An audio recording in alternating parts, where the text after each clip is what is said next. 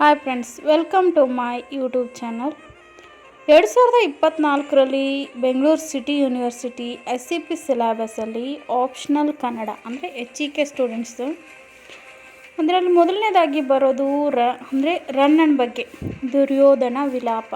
ಮೊದಲು ನಾವು ಅದರ ಪ್ರಾಚೀನ ಅಂದರೆ ಸಾಹಿತ್ಯದ ಪ್ರಾಚೀನತೆ ತಿಳ್ಕೋಬೇಕು, ರನ್ನನ ಬಗ್ಗೆ ವಿಷಯನ ತಿಳ್ಕೋಬೇಕು. ರನ್ನ ರತ್ನತ್ರಯರಲ್ಲಿ ಒಬ್ಬ. ಅಂದರೆ ರತ್ನತ್ರಯರು ಅಂದರೆ ಪಂಪ, ಪೊನ್ನ, ರನ್ನ. ಅದರಲ್ಲಿ ರನ್ನನು ಒಬ್ಬ. ಇವನು ಕಾಲ ಸುಮಾರು 949 ಅಂದರೆ 10ನೇ ಶತಮಾನ. ಇವನು ಹುಟ್ಟಿದ್ದು ಬಾಗಲಕೋಟೆ ಜಿಲ್ಲೆಯ ಮುಧೋಳಲು ಅಂತ ಕರಿತಾ ಇದ್ರು ಮೊದಲು. ಈಗ ಅದು ಮುಧೋಳ. ತಂದೆ ಜೀನವಲ್ಲಭ, ತಾಯಿ ಅಬ್ಬಲಬ್ಬೆ. ಬಳೆಗಾರ ವೃತ್ತಿಲಿ ಇವ್ರ ಮನೆತನ ಇದ್ದದ್ದು. ಇವನಿಗೆ ಉಭಯ ಕವಿ, ಕವಿ ಚಕ್ರವರ್ತಿ ಅನ್ನೋ ಬಿರುದುಗಳು ಕೂಡ ಇದ್ದಾವೆ. ಇವನು ಸತ್ಯಾಶ್ರಯ ಅಂದರೆ ಇರಿವ ಬೆಡಂಗನ ಆಸ್ಥಾನ ಕವಿಯಾಗಿದ್ದ. ಇವನ ಮಹತ್ವದ ಕೃತಿಗಳು ಯಾವುದು ಅಂದರೆ ಅಜಿತ ತೀರ್ಥಂಕರ ಮತ್ತು ಸಾಹಸ ಭೀಮ ವಿಜಯ.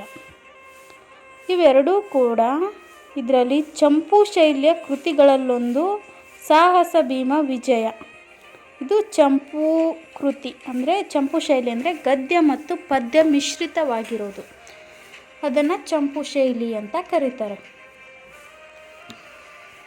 ಇನ್ನಿವನು ಮುಂದೆ ಅಂದರೆ ಕುರುಕ್ಷೇತ್ರ ಯುದ್ಧ ದೃಶ್ಯ ಏನೇನೆಲ್ಲ ಆಯ್ತಲ್ಲ ಅದನ್ನು ಕಥಾವಸ್ತು ಆಗಿ ತಗೊಂಡಿದ್ದಾನೆ. ಯಾವುದು? ಮಹಾಭಾರತ. ವೇದವ್ಯಾಸರು ಬರೆದಿರುವಂಥ ಮಹಾಭಾರತ ಇದಕ್ಕೆ ಆಕರ ಗ್ರಂಥ. ಇನ್ನು ದುರ್ಯೋಧನ ಯುದ್ಧ ಭೂಮಿಯಲ್ಲಿ ಶರಶಯ್ಯದಲ್ಲಿ ತಾತ ಭೀಷ್ಮನನ್ನು ಭೇಟಿ ಮಾಡೋಕ್ಕೆ ಸಂಜಯನೊಡನೆ ಬರ್ತಾನೆ. ಅದೇನು ಬರೋ ದೃಶ್ಯ ಇದೆಯಲ್ಲ, ಬರೋವಾಗ ಅಲ್ಲಿ ಏನೇನೆಲ್ಲ ನಡೆಯುತ್ತೆ, ಸತ್ತು ಬಿದ್ದಿರೋವಂಥ ವೈರಿ ಪಕ್ಷದ ವೀರ ಅಭಿಮನ್ಯುವನ್ನು ಪ್ರಶಂಸಿಸೋದು ಮತ್ತು ಅವನ ಮನೋಧರ್ಮನ ಮೆಚ್ಚೋದು. ಗುರು ದ್ರೋಣ, ತಮ್ಮ ದುಶ್ಯಾಸನ, ಮಗ ಲಕ್ಷಣ ಕುಮಾರ ಮತ್ತು ಪ್ರಾಣ ಸ್ನೇಹಿತ ಕರ್ಣರ ಕಳೆಬರನ ಕಂಡು ದುರ್ಯೋಧನ ಪಡುವ ದುಃಖ ಇದೆಯಲ್ಲ, ಆ ದುಃಖ, ದುಮ್ಮಾನ ಮತ್ತು ಪ್ರಲಾಪಗಳನ್ನ ಈ ಕಾವ್ಯ ಭಾಗದಲ್ಲಿ ಹೇಳ್ತಾರೆ. ಇನ್ನು ಈ ಕಾವ್ಯ ಭಾಗನ ಶುರು ಮಾಡೋಣ. ಇದರಲ್ಲಿ ಅಜಿತನಾಥ ಪುರಾಣ ಅಂತ ಅವನ ಕೃತಿ ಏನಿದೆಯಲ್ಲ, ಇದು ಜೈನ ಧರ್ಮಕ್ಕೆ ಸೇರಿರೋದು. ಇದು ಒಂದು ಅಲೌಕಿಕ ಕೃತಿ ಅಂದರೆ ಪಾರಮಾರ್ಥಿಕ ಅಂತ ಕೂಡ ಕರಿಬೋದು. ಗದಾಯುದ್ಧ ಅಂದರೆ ಸಾಹಸ ಭೀಮ ವಿಜಯ ಅನ್ನೋ ಕೃತಿ ಲೌಕಿಕ ಕೃತಿ. ಈ ಗದಾಯುದ್ಧದಲ್ಲಿ ಬರುವಂತಹ ಕೆಲವು ಭಾಗದಲ್ಲಿ ಈ ದುರ್ಯೋಧನ ವಿಲಾಪ ಕೂಡ ಒಂದು. ಅದರಲ್ಲಿ ಗದಾಯುದ್ಧದಲ್ಲಿ 10 ಆಶ್ವಾಸಗಳಿವೆ. ಅಂದರೆ ಒಂಥರ ಚಾಪ್ಟರ್ ಇದ್ದಾಗೆ. ಅದರಲ್ಲಿ 4 ಮತ್ತು 5ನೇ ಆಶ್ವಾಸಗಳು ಇದು ದುರ್ಯೋಧನ ವಿಲಾಪ ಅದರಲ್ಲಿ ಕೊಟ್ಟಿರೋದು, ಅಂದರೆ ನಾವು ಓದೋದು. ಅದರಲ್ಲಿ ಮೊದಲನೇದಾಗಿ ಬರೋದು ಕುಂಭ ಸಂಭವನಂ ತ್ರಿಪದಕ್ಷಿಣಂಗೇದು ಬರುತ್ತಾಂ ದಿಶಾ ಭಾಗದೊಳ್ ಅರೆ ಮುಗಿದಿರ್ದ ಕಣ್ಮಲರಲ್ ಮೊಗ್ಗು ಕಡಿಯುವುದು ಕೈಯುಮ ಅಸರು ತರಮಾಗೆ ಖರ್ಚಿದೌಡಂ ಬೆರಸನ ಅನ್ಯಶರ ಪ್ರಹಾರ ಜರ್ಜರಿತ ಶರೀರನವಾಗಿ ನವಲೋಹಿತ ವಾರ್ದಿಯೊಳ್ದು ಬೀಳ್ತಿನ್ ಕುರುಪತಿ ನೋಡಿ ಕಂಡನ ಅಭಿಮನ್ಯು ಕುಮಾರನಾಜೀವಿರಣಂ. ಅಂದರೆ ಕುಂಭ ಸಂಭವ ಅಂದರೆ ಕೊಡನ ಮಗ ಅಂತ ಕರೆಯುವಂಥ ದ್ರೋಣಾಚಾರ್ಯರನ್ನ ಕುಂಭ ಸಂಭವ ಅಂತ ರನ್ನ ವರ್ಣಿಸ್ತಾನೆ. ಅಲ್ಲಿ ದ್ರೋಣಾಚಾರ್ಯನ ಶವವನ್ನು ನೋಡಿ ಆಗ ಅವನು 3 ಪ್ರದಕ್ಷಿಣೆನ ಹಾಕಿ ದಿಶಾ ಭಾಗದಳು ಅಂದರೆ ಆ ದಿಕ್ಕಿನಲ್ಲಿ ಹೋಗ್ತಾ ಇರ್ತಾನೆ.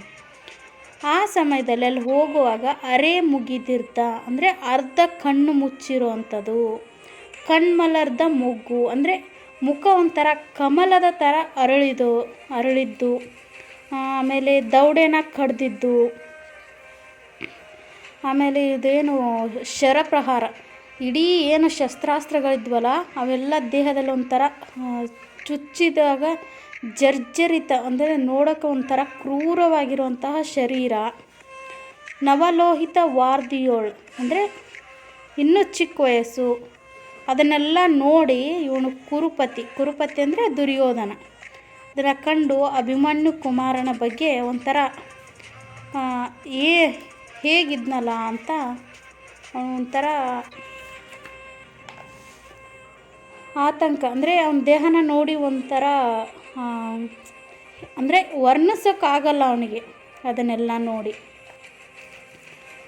ಅಂದರೆ ಅದೇನು ಹೊಸದಾಗಿ ಅಂದರೆ ಏನು ಹಸಿ ರಕ್ತ ಇರುತ್ತಲ್ಲ, ಅಂದರೆ ಆ ಸಮಯದಲ್ಲಿ ಆ ರಕ್ತದ ಮಡುವಿನಲ್ಲಿ ಬಿದ್ದಂಥ ಅಭಿಮನ್ಯನ ದೇಹನ ಆಗ ದುರ್ಯೋಧನ ನೋಡ್ತಾನೆ. ಸದ್ಯಕ್ಕಿದು ಭಾಗ 1.